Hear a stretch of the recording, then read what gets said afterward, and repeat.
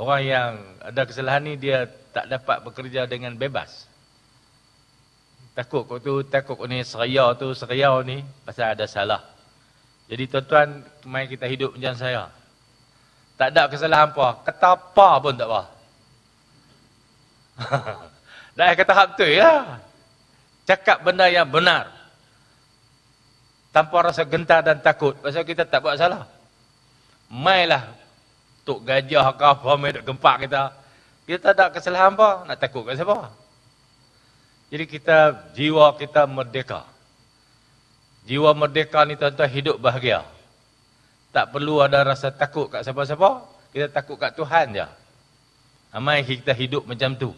Jadi jangan buat apa-apa kesalahan. Jangan cari pasal. Bila kita ada bisui. Bila ada bisui, nak cakap benda betul pun orang tak suka. Benda betul tu dia picik bisui kita. Picik tekata tu, aduh sakit. Orang kita pun tak cakap. Bila tak cakap, rugi orang ramai. Itulah faedah, manfaat. Kalau kita tak buat salah, SPRM pun tak banyak kerja. Tanah ni tuan-tuan adalah asas kehidupan. Kita pun asalnya daripada tanah. Di tanah ini jugalah kita mencari nafkah, bercucuk tanam, membina keluarga dan kehidupan. Jika silap diurus, maka susahlah kehidupan diri dan orang lain.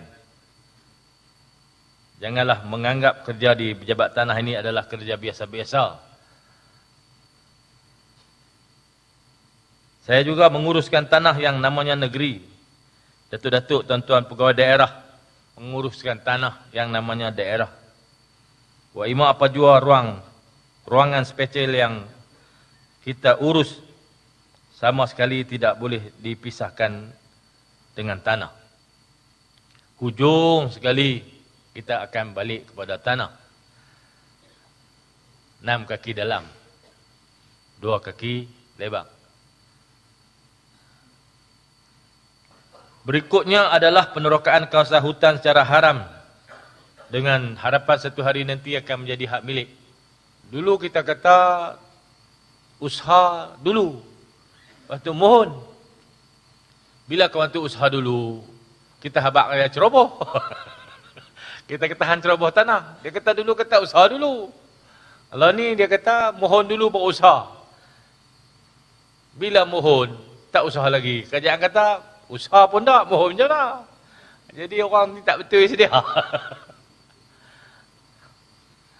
Satu kerja pula kerajaan pikak macam mana nak atasi masalah tanaman yang ditanam dalam tanah hutan. Banyak orang tanam sawit. Dulu orang tanam pokok pedak, pokok nangka nak makan je.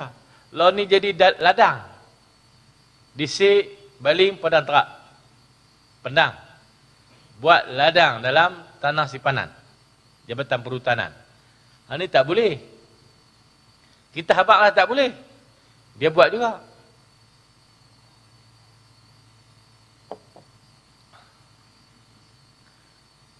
Ini termasuk pencerobohan kawasan pesisir pantai dan tebing sungai.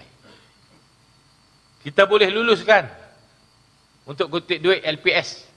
Tapi tuan-tuan, dalam dasar kelestarian tanah-tanah reserve menjelang 50 tahun akan datang, Kerajaan Sekutu minta kita kosongkan semua reserve sungai. Saya pening. Corak tu 4-5 tahun lepas. Mengosongkan semua reserve sungai dan laut. Kerana berlaku banjir ni.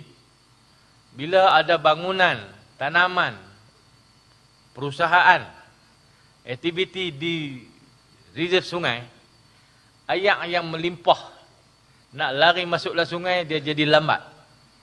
Tersangkut dengan bangunan-bangunan. Jadi banjir lambat surut. Sama juga dengan laut. Air yang turun pada bukit nak pergi ke laut jadi lambat kerana macam-macam halangan.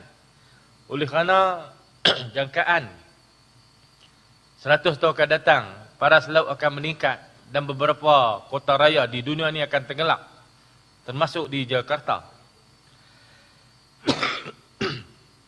Maka Indonesia buat keputusan pindah Jakarta pergi Kalimantan. Banyak-banyak utama di dunia ni pun macam tu. Termasuklah kita di Malaysia ni, kerajaan arah kosongkan reserve sungai. Saya kata mai 1 bilion. Saya negeri akan hadapi masalah ni. Nak pitak di mana orang duk reserve sungai tu? Beribu-ribu orang. Ada yang kita bagi LPS. LPS tak apalah boleh dibatalkan. Dia setahun-setahun. Yang duduk beranak pinak. Macam mana tu? Semua sungai yang ada di Kedah ni. Jadi tuan-tuan, oleh kerana kita hadapi kerencaman pentadbiran tanah. Bukan kita tak mahu memudahkan orang ramai. Bukan kita nak menyusahkan. Bukan kita tak mau tolong orang. Kita tak berbelah kasihan, bukan. Semua penguatkuasaan undang-undang peraturan yang kita adakan sekarang ni adalah untuk kepentingan orang ramai.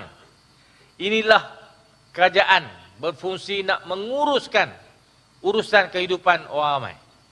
Reserve sungai tak boleh duduk. Hutan tak boleh pergi terokar. Tanah hutan. Lama-lama habis hutan tu. Dulu orang bawa parang cekok je. Pergi duduk merintih lautan tanam pokok jebedak ni. Lah dia bawa masuk backhoe. Bawa masuk excavator. Pergi duduk tebas hutan. Takkan bawa excavator nak tanam 10 pokok. Tentulah bawa ladang. Dia hantam teres jabatan ni. Tanah jabatan hutan. Jadi ladang sawit. Ada seorang 40 holong, 50 holong. Dia kata itu sudah melebihi had yang patut. Kalau tanam pokok jebedak, pokok nangka, dia jabatan hutan tak marah. Bolehlah kalau dia tak pergi makan, kera makan. Ini pergi buat ladang, makan daripada hasil tu. Tak guna tu.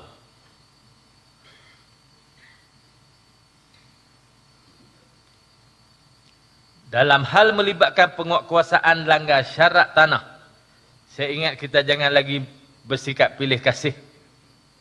Kalau salah tetap salah.